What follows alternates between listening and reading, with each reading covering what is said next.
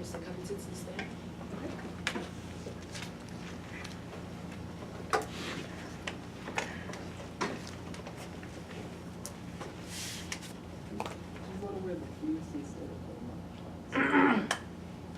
It's going to create bias amongst the judges.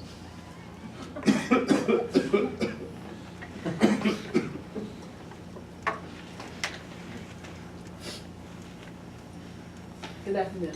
Good afternoon, Ms. Harris. Please introduce yourself to the members of the jury and spell your last name for the record. Sure. My name's Chase Covington. That's C-O-V-I-N-G-T-O-N. Mr. Covington, could you please tell the members of the jury a little bit about yourself? Yeah, I grew up here in Midlands. I'm currently the chair of the Midlands Gambling Commission, and I'm engaged to my beautiful fiance, Violet Davison.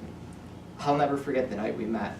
We were playing in a poker tournament, and she had one of those faces that you couldn't quite get a read on. She ended up taking the entire tournament by storm. I knew she was something special. Fast forward a few years, I proposed to her, and she said yes.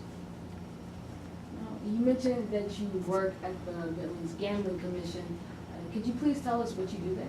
Yeah, it's my job to make sure that all the casinos in the state are operating up to code, that there's no gambling violations occurring, and that customers are treated fairly. Also, when a new casino license is announced, it's my job, along with the other two commissioners, to vote on which proposal that's submitted is going to receive that new license. So, Mr. Covington, do you understand why you're here in today's case? Yes, I'm being accused of accepting a bribe from Avery Bancroft in order to secure my vote for her proposal. Well, I want to talk about that. You talked about your personal life a little bit. I want to get into your financial life. Would you recognize a bank account statement from April of 2015? Yes, I would. Thank you.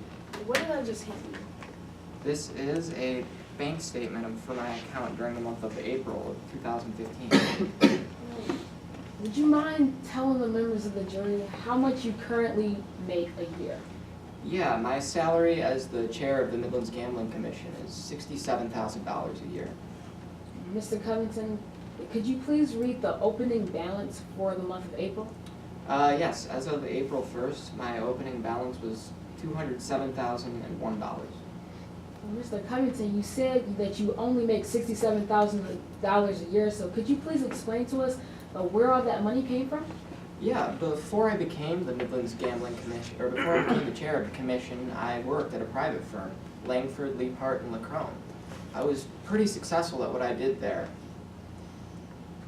Now, I would like to talk about some of the transactions on that bank account statement, starting with the first big withdrawal.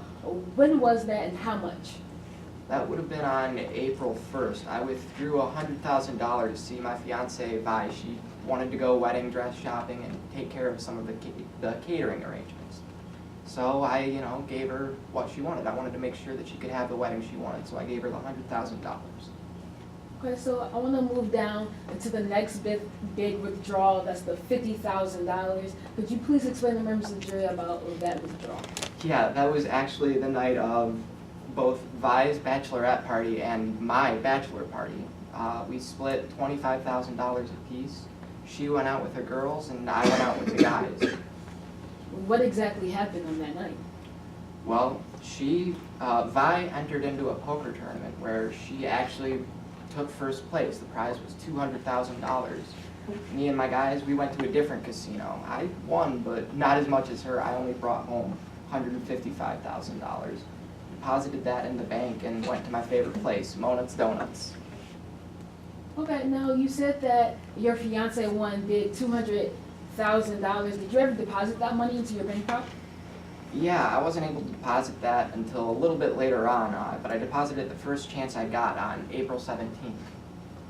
Okay, now I want to move forward because earlier you said that you were here because you were accused of accepting a bribe. Did you ever accept a bribe? No. Well, did you vote for Ms. Bancroft? Yes, but I wasn't the only person to do so on the commission. Well, why exactly did you vote for Ms. Bancroft? Well, towards the end of the process, we had two really good proposals that were sitting on our desks. One was Miss Avery Bancroft's proposal, The other one belonged to Shannon Stark, who was a professional gambler. She had partnered up with J.C. Longstreet. Why exactly would you vote for Ms. Bancroft instead of Ms. Shannon Stark? Well, in the end, it just came down to experience. I mean, Avery Bancroft had had run her casino very successfully for a number of years. She had the relevant business experience that we at the commission were looking for. You just told us that it came down to experience for you. So what kind of experience did Ms. Shannon Stark have? Well, I'd like to start by saying that I like Shannon. She's a nice girl, but I'd never seen her manage so much as a lemonade stand. I've only ever seen her play poker on TV. And her partner, J.C. Longstreet, he can't even run a business without risking people's lives. I mean, there was just no good experience on that entire proposal. Okay, so I'd like to turn to you about the day in question, April 16, 2015. Mr. Covington, could you please explain how that day began for you? April 17th? April 16th. April 16th, I'm sorry. Yeah, April 16th, I had a meeting with Shannon Stark to discuss her proposal. It was one of the least professional meetings I'd ever been to. See, on paper, Shannon's proposal looked amazing, but once I started asking her about the revenues and expenses, she couldn't even give me a ballpark estimate, and it was completely unprofessional the entire time. Did you ever meet with Ms. Bancroft on the 16th? Yeah, that meeting with Shannon Stark had made it pretty clear who I was going to vote for, at least to me. So I called Avery Bancroft and I met with her in the VIP lounge of Black Bear in order to let her know that I'd be voting for her proposal. Mr. Covington, when you met with Ms. Bancroft on the 16th, did you have a briefcase with you? Yes, I did. Did Ms. Bancroft have a briefcase with her? I wasn't paying too much attention, but I think she did, yeah. Now, when you guys were sitting down at that table, did you ever switch briefcases with Ms. Bancroft? No, I never did. What briefcase did you leave with? I left with the one that I brought in. It had some pretty sensitive documents that, had they been misplaced or fallen into the wrong hands, it could have cost me my job. Okay, so I want to turn your attention to the next day, April 17th. Please tell the members of the jury how that day began for you. Certainly. The vote was scheduled for 11 a.m. at the City Hall. Before that, I went to the bank and I deposited Vi's tournament winnings into our account. We were looking to consolidate our accounts, so we were starting to join our accounts together. But after that, I went straight to the City Hall where I voted in favor of Avery Bancroft.